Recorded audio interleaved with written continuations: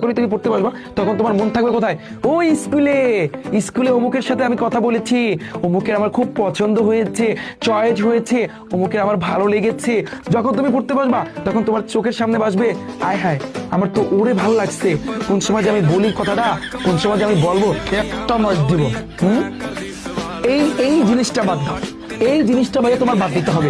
এটা যদি তুমি, এটা তোমার অলরেডি অভ্যাস হয়ে গেছে। তোমার এখন যখন পড়তে বসো, তোমার যারা ক্রিকেট প্রেমী, যারা ফুটবল প্রেমী, ফুটবলের কথা মনে পড়ে, টিমের কথা মনে পড়ে, একটা মানে হচ্ছে কিন্তু কোন জায়গায় খেলতে যাবা, কোথায় যাবা সেটার কথা মনে পড়বে। যারা স্কুলে বা মাদ্রাসায় আসক্ত, এই লাস্ট মুহূর্তে আমার তাকে দেখার জন্য যেতে হবে, চোখের সামনে ভাসবে, তোমার পড়াটা হবে না। বাস্তব কথা ভাই, বাস্তব কথা।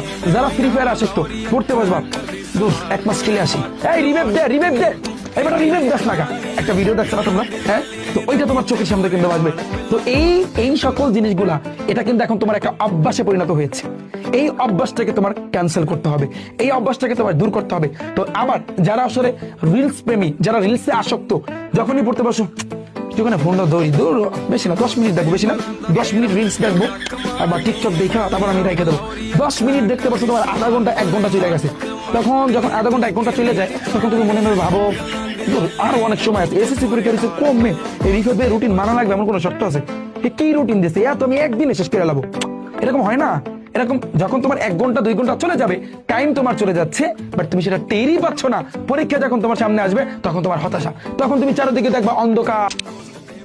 তোমরা জানো শিক্ষামন্ত্রী পরিবর্তন হয়েছে, বারবার আমি এই কথাটা কিন্তু বলতেছি। তো এই এই দিকগুলো চিন্তা করে ভাইয়া, তোমার চোখের সামনে যেটা ভাসতেছে, এটা এখন বর্তমানে তোমার অভ্যাসে পরিণত হয়েছে। এই অভ্যাসটাকে দূর করতে হবে। এই অভ্যাসটাকে দূর করার জন্য একমাত্র ওয়ে, মোবাইলটাকে দূরে রাখা। তোমার পড়ার জন্য যতটুকু সময় লাগে, ধরো আমার একটা ক্লাস তুমি করলা, বাস এনাফ, তারপর তুমি ফোনটাকে দূরে রাখবা।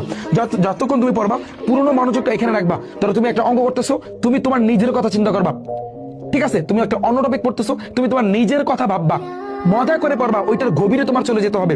যেই টপিকটা তুমি পড়বা ওইটার গভীরে ভাইয়া তোমার চলে যেতে হবে, নাইলে কিন্তু সম্ভব না।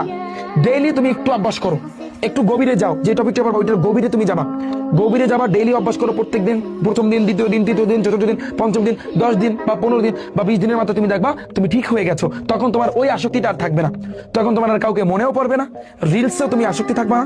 মানে আস্তে আস্তে কিন্তু তুমি অভ্যাসে পরিণত করো, বইয়ের প্রতি আসক্ত হও, অন্তত পক্ষে এই কয়টা মাস। এটা আমি তোমাদের প্রত্যেকের কাছে অনুরোধ রাখতেছি। তোমার কষ্ট হবে আমি জানি, যেই রুটিন আমি দিচ্ছি, যেই টাইম আমি কিন্তু ভাইয়া দিছি, হয়তো বাংলাদেশের সকল শিক্ষার্থীর এটা কষ্ট হবে, কিন্তু আমি আছি ভাইয়া, তোমাদের সাথে আছি।